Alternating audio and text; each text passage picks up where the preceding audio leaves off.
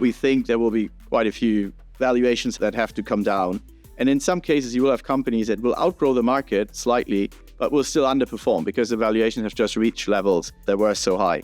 Now, one thing that will drive that, we think, is basically other areas that weren't really, let's say, part of the cool kid crowd until recently, have started to grow earnings substantially. Defense is there at the forefront, where you see double-digit earnings growth, and this will clearly drive a revaluation.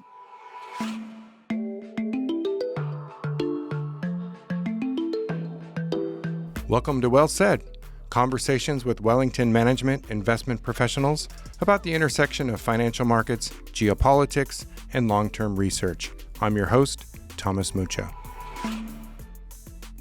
The expression, seeing the forest through the trees, refers to the ability to appreciate the big picture, as well as the smaller details that make it up. Now, for investors, this is a critical skill because every company, and every asset for that matter, operates as part of our broader macro and, of course, geopolitical systems. My guest today is a veteran portfolio manager at Wellington, Dirk Enderlein, one of the most skilled investors I've ever met, and who personifies this forest for the trees approach. He's a long-short equity investor focused on Europe. Dirk's experience and curiosity help him understand company management minutiae, market trends that are now taking shape, and overarching shifts in the monetary, fiscal, and geopolitical backdrops. Today, we're talking about the changes Dirk is seeing in European markets and how investors can potentially make the most of them. He joins us from our London office. Dirk, it's great to have you here, and welcome to Well Said. Thank you. So let's start with the big picture. Several structural shifts are now underway, from deglobalization and rising protectionism, particularly in the form of onshoring and national security. We've got the energy transition, big shifts in demographics and labor markets, accelerating change in technology, and on and on. So, Dirk, at a high level, what do these structural shifts mean for European equity markets? So first of all, as Europe is probably the most globalized region in the world, any kind of bigger shifts that happen as regards the globalization trend reversing, or bigger shifts that happen on other continents, will have an impact on Europe in terms of supply, demand of products, in terms of trade flows, etc. I would, however, especially point out a few developments which will have a very big impact specifically on the European equity markets. So one is the new trend to more investments into national security, which will clearly impact Europe a lot because Ukraine is just around the corner and Gaza isn't that far away either. Secondly, the energy transition. This trend, which has to a large extent started in Europe but is now gathering pace globally, has a big impact on many companies in Europe because of investments, because of capex that is being spent, and a lot of companies in Europe being at the technological forefront of this trend. And lastly, I'd say the changes in labor market, demographics, so a reduced labor force going forward in many Western countries, which will mean either immigration or more automation or both of it. Here as well, Europe is, I would say, at the core, and this will also have an impact on the markets and a lot of companies. So, Dirk, you've touched on maybe my favorite topics of all, given my geopolitical focus. But as a long-short investor focused on Europe in particular, why do you find these conditions so interesting?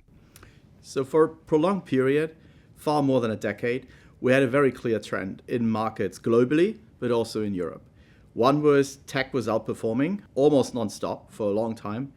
And then also a lot of what was widely seen as quality growth stocks.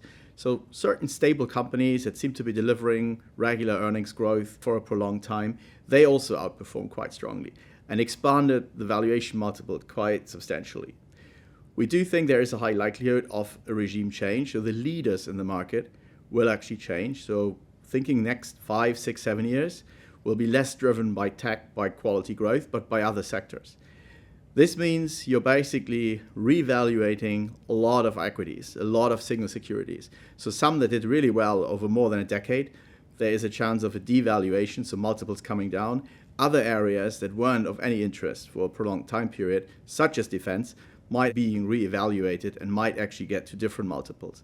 And whenever you have such a regime change in the market, where basically two parts of the market are being completely newly assessed, that means there are a lot of opportunities on both sides for longs and for shorts. So from a market sentiment perspective, do you think we're on the cusp of another bubble in certain areas, or is this more of a slow-moving, durable regime change? So the one thing that has puzzled us a little bit, it is a mixture of the two, I would say.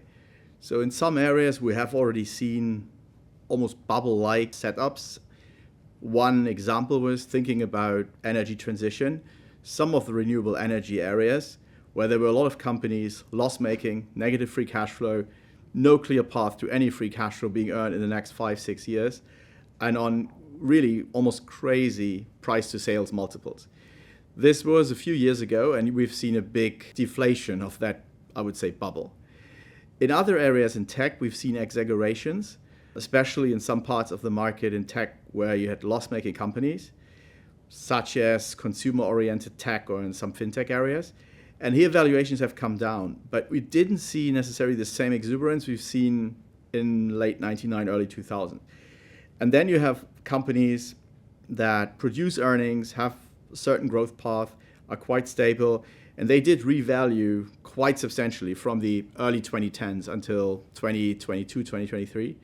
Here we've seen quite a few wobbles. The extremes are not as extreme as we've seen, for example, in 2000 or during the Nifty 50, mostly, but in some cases they are almost there.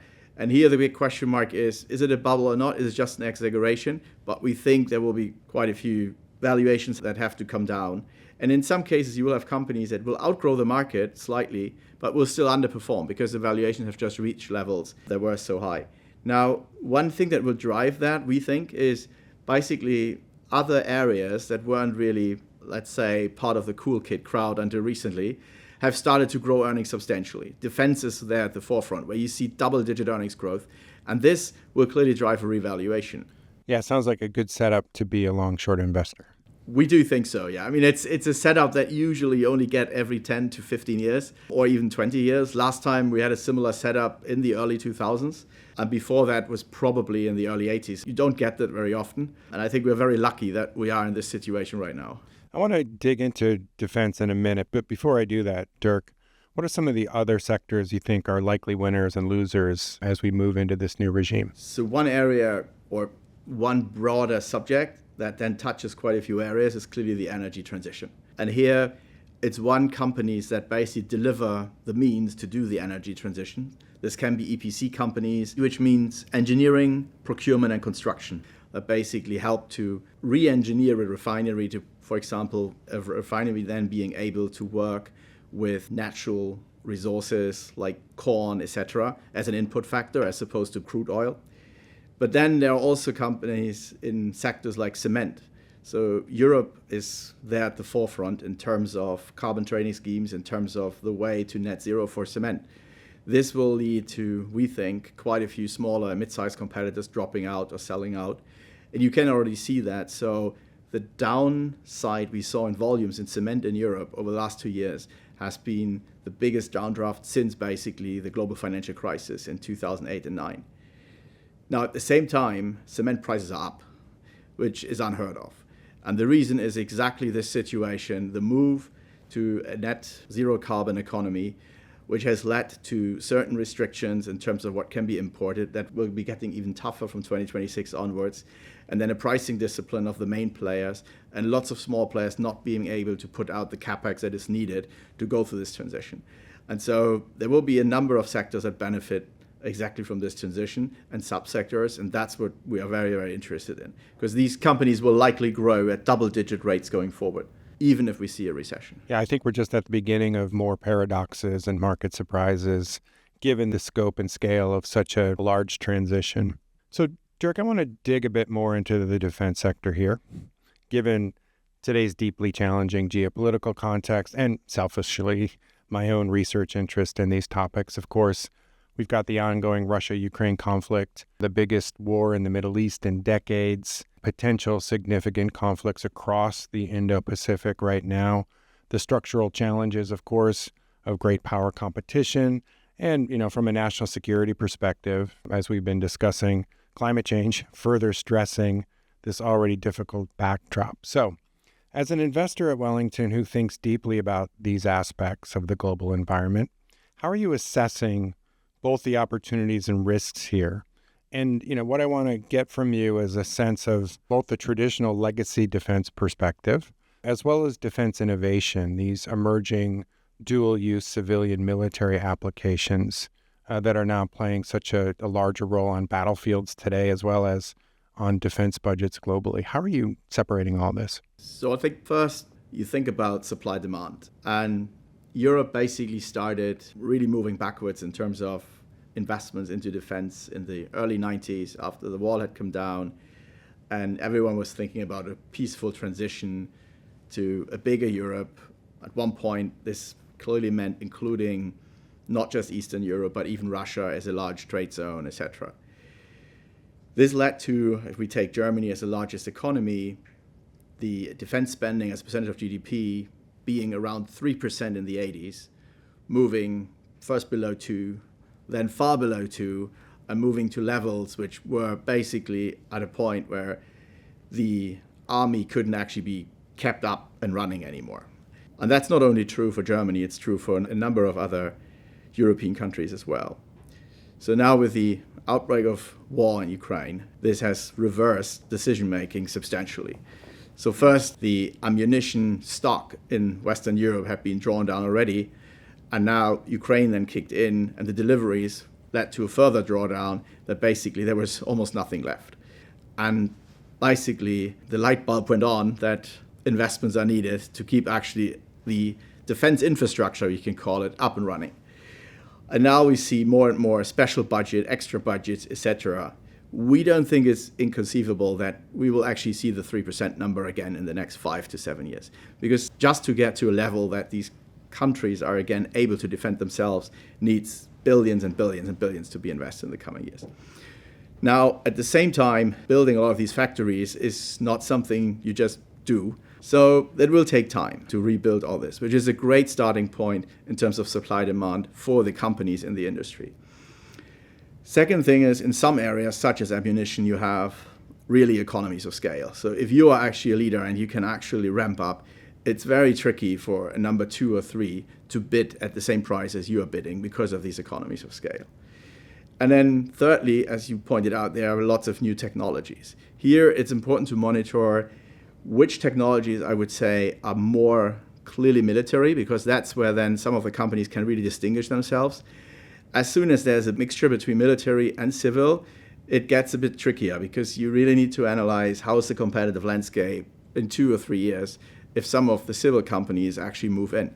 Because this is a big change. If you think about it, 5 years ago, most companies that were purely active in some civil applications, it wouldn't even have dawned on them to move into defense, because it would have been a negative seen by the public. This has completely changed now. We've talked to one very big European defense contractor based in Germany. Last year, they got more than 100,000 CVs. This is something 5 years ago they couldn't have dreamt of. Lastly, especially for Europe, there will be some consolidation. We've already seen some in the overall sector. But as we've seen recently with some of the actions between the French and the German government, it is not that easy, because immediately political interests play an important role, jobs play an important role. So while consolidation would be great for a lot of companies, and probably also for the countries in the end, because you get more R&D power in one hand, it will probably take longer than we all think. Dirk, as you know, I've been in agreement with your views here for a long time. I do think that war is clarifying to the policy backdrop. I think it's creating long-term structural shifts in the defense backdrop. And I'm curious, do you think these trends, this movement towards national security, this need to build up defense capabilities, is larger than the domestic political shifts that may be occurring in countries across Europe? Or do you think there's a chance here of domestic politics slowing this trend? So in some countries, clearly, it's a bit on the edge here and there, because some more extreme parties that have become closer to become actually a meaningful size in parliaments have voiced concerns on it. And obviously some of these parties have very strong views on spending in other areas. But then at the same time, you've also seen already shifts from first like, oh no, we don't want to spend more, to, okay, we do understand we have to spend more. So I would say looking 3 to 5 years out, I would be more in the camp that even most of these parties will actually get their head around this as well, because One, the closer these conflicts become and the bigger they become, and the more kind of shocking some of the pictures are that come out of it, will actually probably convince parts of the population. And secondly, it also creates jobs. We shouldn't forget that. And I don't think there are any parties that will say no to more jobs. Yeah, that's my view as well. I think national security is larger than any one person, any one party, any one system. It's fundamental to how a country exists in the world. And clearly the geopolitical environment is going to be challenging for countries all over the world for a long time to come. Now let's shift and talk a bit about the trees in the forest. Now, Dirk, you're a bottom-up stock picker at heart. So what characteristics do you look for in a company? So whenever we look at a company, there are basically three things we try to understand. And the first thing is the longer-term structural growth path on which the company is on, particularly for earnings and free cash flow.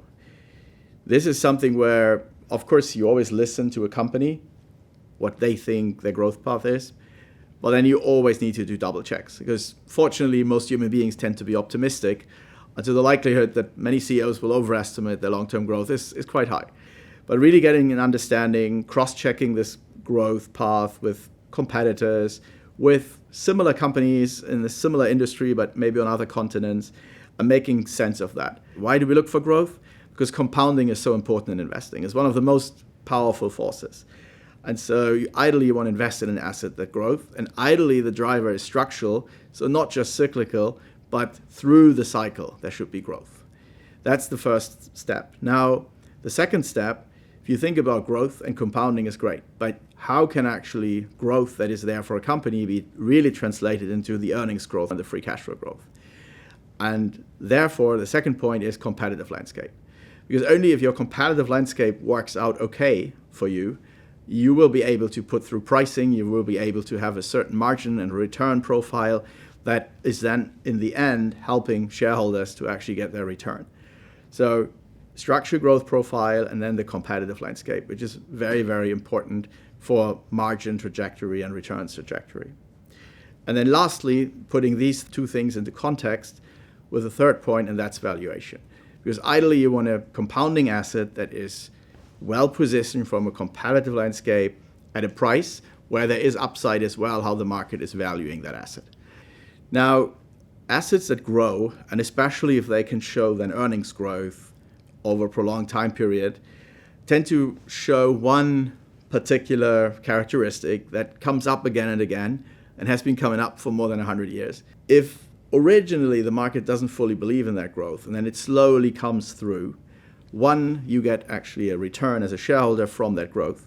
But two, you usually tend to get a revaluation of the company as the market is reevaluating the prospects of the company, which is then, bluntly said, a multiple expansion. Does this change when you're looking at companies that are in relatively new areas of the market? Here, I mean like energy transition. So how do you assess whether a company has what it takes to succeed in something that's, so new to the world?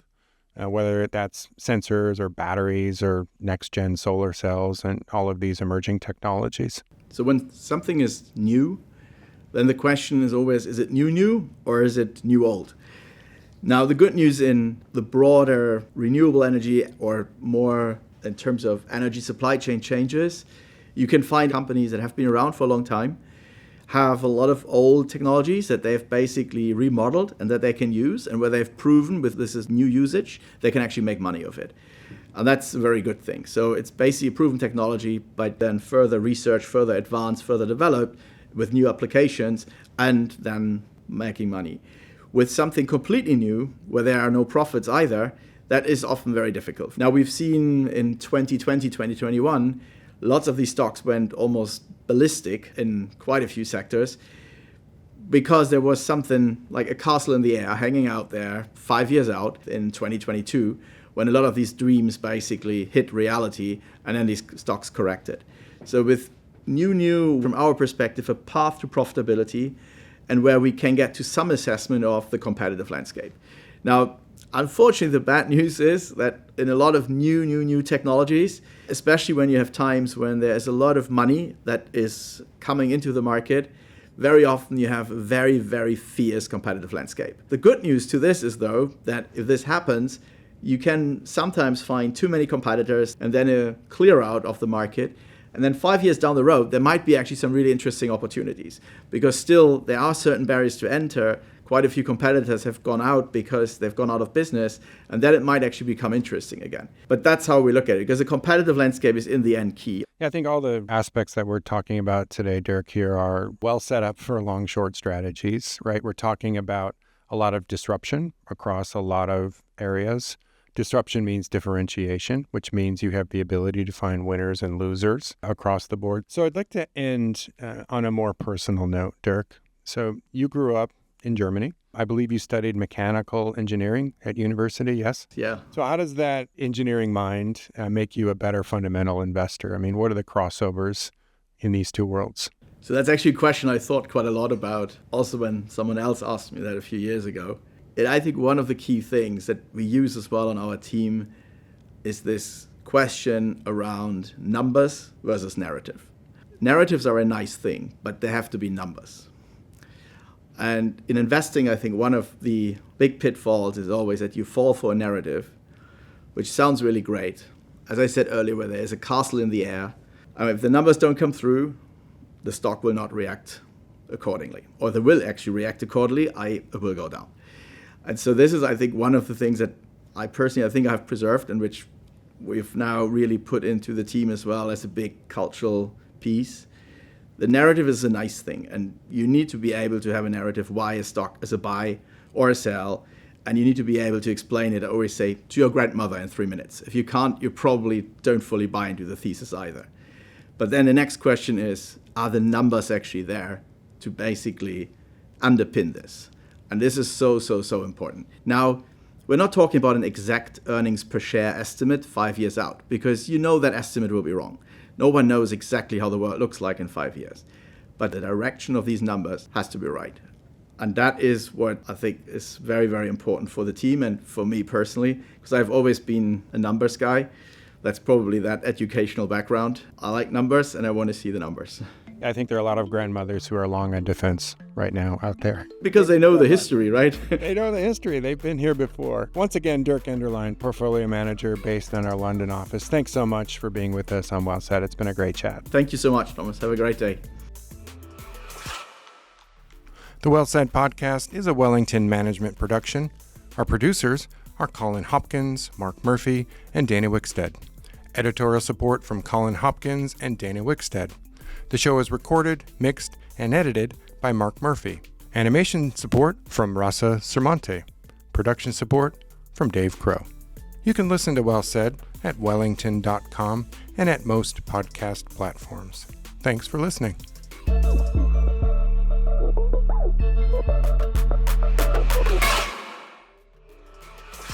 All investing involves risk, including potential loss of principal. Past results are not a reliable indicator of future results. Forward-looking statements should not be considered as guarantees or predictions of future events. This material was current as of the publication date. Wellington assumes no duty to update the content in the event that the information changes.